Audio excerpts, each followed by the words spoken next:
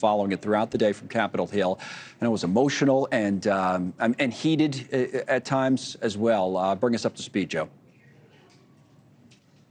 Absolutely was heated, Connell. And I think there were a lot of really remarkable moments, probably none more dramatic than what you just saw. Senator Hawley prompting Facebook CEO Mark Zuckerberg to turn around and literally apologize to parents, as you mentioned, many of whom had their kids die by suicide as a result of any number of reasons relating to these social media platforms. And a lot of the tension came in the form of the fact that senators didn't really see a willingness in a lot of these CEOs to work with them to try to put in safeguards for child safety. And, there was a lot of emotion afterwards as we saw some of these parents and we heard many of their stories. Talked to one man today, Brandon Guffey, whose son was just 17 years old when scammers pretending to be a young teenage girl sent nude photos, which is child pornography, to his 17-year-old son, Gavin,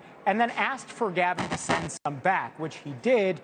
Once that happened and they had these photos of young Gavin, they extorted him, saying they were going to expose him if he didn't send them money. That's how a lot of these scams work, and they have to use these social media platforms, these scammers do, to carry these things out. Gavin ended up taking his own life. And we talked to Brandon about it. He's one of the parents now pushing for change. This is what he told us in terms of his message to other parents who've had to deal with similar things. To parents, number one, have the conversation with your kid. Don't think that your kid is, not gullible, or, make sure you have these conversations to the kids. I'd say make sure that tomorrow needs you, and that nothing that you do today is going to define who you will be later on in life. So, Connell, there are a number of proposals now moving forward that lawmakers want to pass. We're going to see after this hearing and the emotion in it whether any of them do, whether there's any progress in that direction.